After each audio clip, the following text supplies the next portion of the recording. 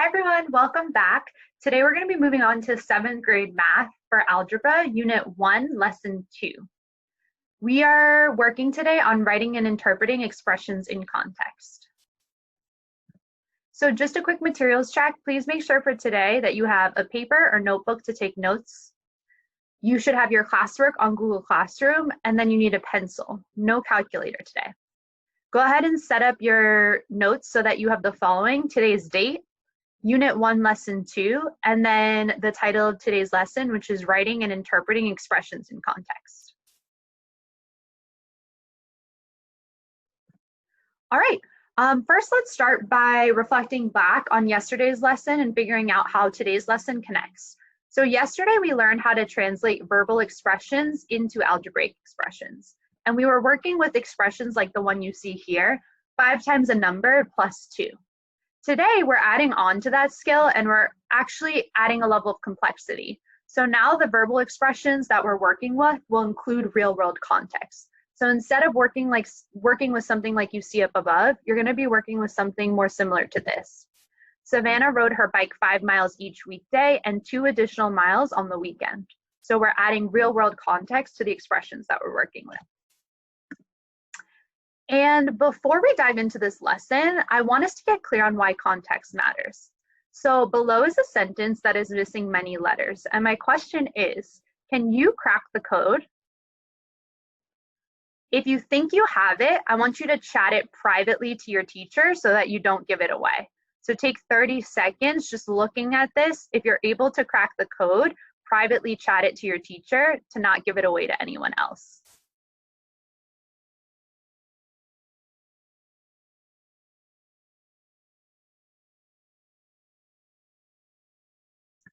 All right, what if I gave you this additional information?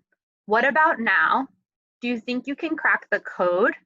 If you think you have it, raise your virtual hand and your teacher will call on you to share out. So go ahead right now and look this over, and if you can crack the code, raise your virtual hand. Your teacher is going to pause the video and call on a teammate with the virtual hand up.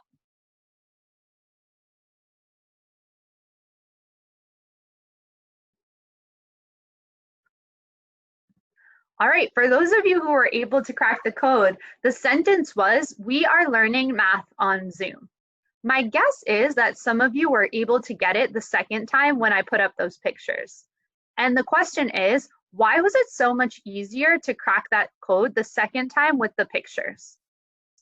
Well, when I gave you these pictures, I thought really carefully about them, right? The brain for learning, this picture to indicate math, and then the icon for Zoom. And I provided you with some additional context that helped you fill in some of the gaps and helped you therefore be able to crack the code of what the sentence was.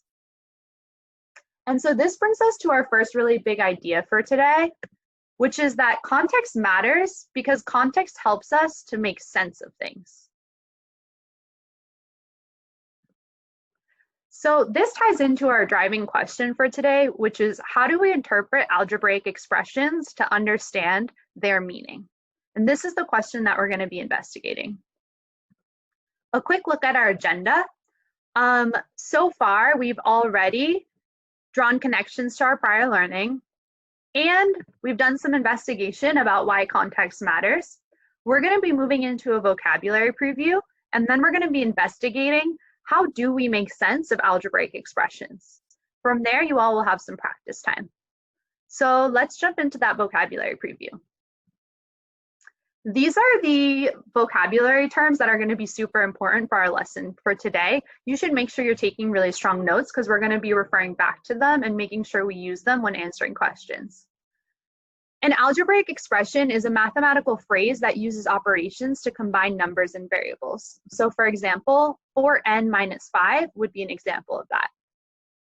A numerical expression is a mathematical phrase that uses only operations to combine numbers.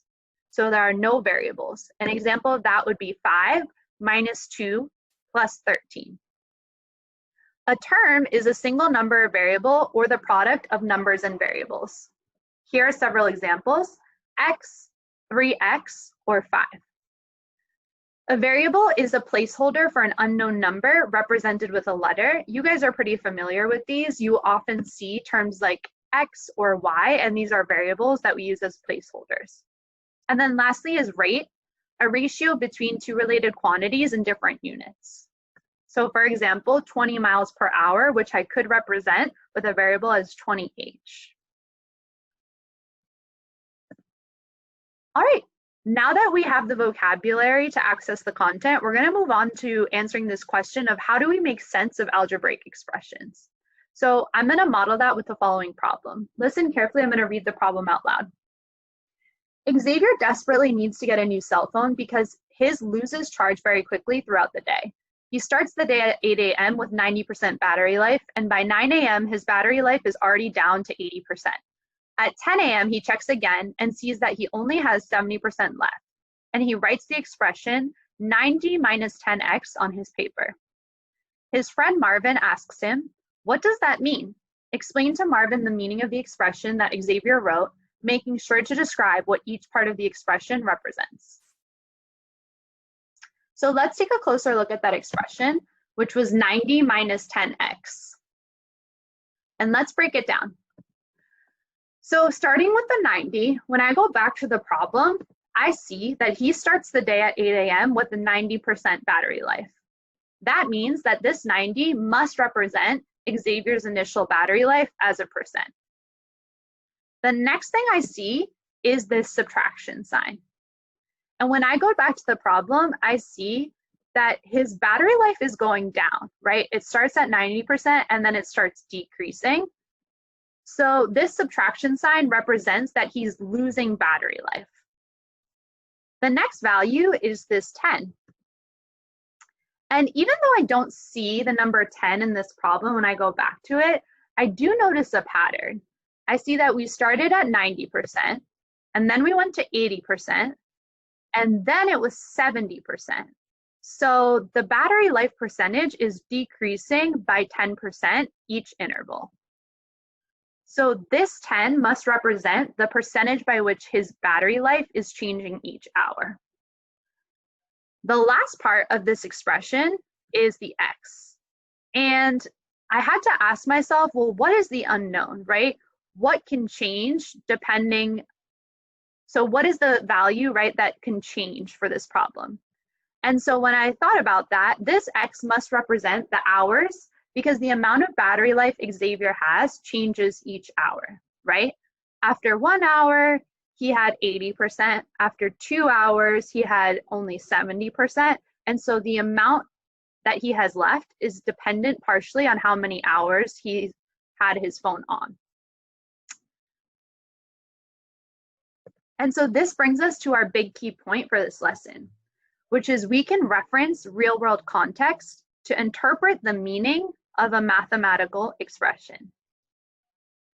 You saw that as I was trying to make sense of that expression, I went back to the problem and used the real-world context in the problem to help me interpret each of the values in the expression. All right, let's do a quick vocab check with that expression. As I ask these questions, you're going to go ahead and type your response to each of the questions in the chat feature. First up, is this an algebraic expression or a numerical expression? Take 30 seconds, go ahead and type your response now into the chat feature.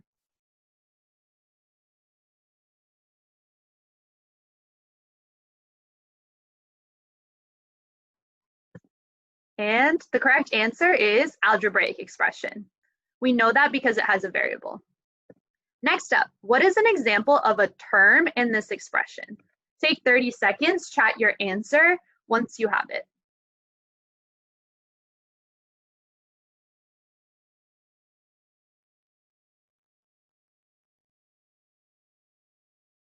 The correct answer, there's actually two correct answers in this case. You could have chosen 90 or 10x. Next up, what is the variable in this expression? This one should be easy. I'm giving you 15 seconds. Go ahead and type into the chat feature, what is the variable in this expression?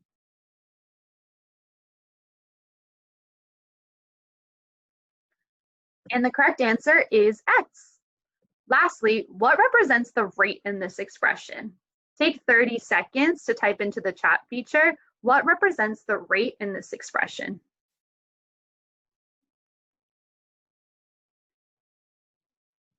The correct answer here is negative 10x. The minus sign is important here because it tells us that this rate is indicating a decrease, right? And so that is an important part of representing the rate. All right, let's move on. So now you're going to have an opportunity to do this. I'm going to go ahead and read out the problem for you so that you know what you're working with.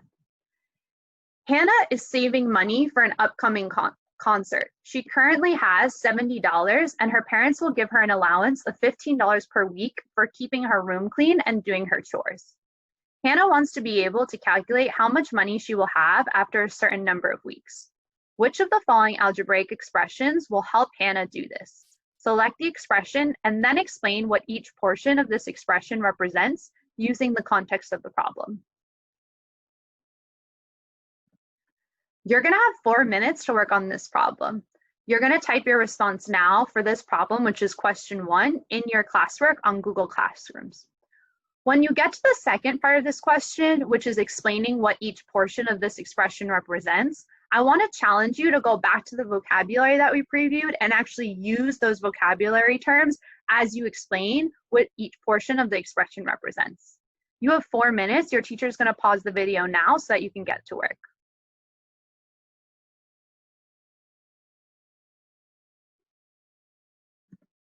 All right, let's debrief this problem. So the first part of this debrief, I want to break down what the correct expression was. So if you got this question correct, you should have chosen C as the correct expression. Let's zoom in on that expression and get clear on why it matches the context of this problem. 70 plus 15W. Let's start with that 70. When I reference the problem, I can see that she currently has $70. So this value represents the initial amount of money that Hannah started with. Next up is that addition sign. Looking at the problem, I see that her parents are giving her money, so she's getting additional money. So this addition sign represents that she's making additional money. Next in the expression is 15. And when I look back at the problem, I see that she's earning $15 per week, right? And so the 15 represents the amount of money she makes each week she does her chores. And then lastly is the W, right? And when we consider what this means for the problem, this is our variable, and it represents the weeks because the amount of money Hannah has depends on how many weeks she works. If you were crushing it and you were also incorporating that key vocabulary, you would have referred to 70 as a term, right? And then you would have referred to W as a variable. You could have also referred to 15W as a rate and used an additional one of our vocab words. As a whole, this would also be called an algebraic expression because it does have a variable. Now that we're clear on the correct expression, I want to analyze some of the incorrect answers to help you get clear on why they weren't right. So looking at A, in this answer choice, the weeks are being associated with the $70, indicating a rate of $70 per week, which when I reference the problem, I know is incorrect. So that means A cannot be the answer. Looking at B, in this answer, the initial value of $70 and the amount of money earned in 1 week, $15, have been combined for a total of $85. However, we know that in 1 week, she would make $85 and not 85 plus 1, which would equal 86. So this expression doesn't work. This last expression is probably the easiest to get rid of because the 130 does not match the context of the problem. And so that one is also out. In working through this problem, we have another really important idea which came up, which is that real-world context helps us to identify what the correct algebraic expression is to model a problem. Go ahead and make sure you have that down in your notes. Real-world context helps us identify what the correct algebraic expression is. There's a typo there, I'm sorry, so you should add that in to model a problem. You're about to get into your independent practice. For your classwork, you're going to be working on problems 1 through 7, and then you'll have an exit ticket with 2 different problems to work on. Remember that you can always reference this video and then also the PowerPoint if you get stuck. Good luck.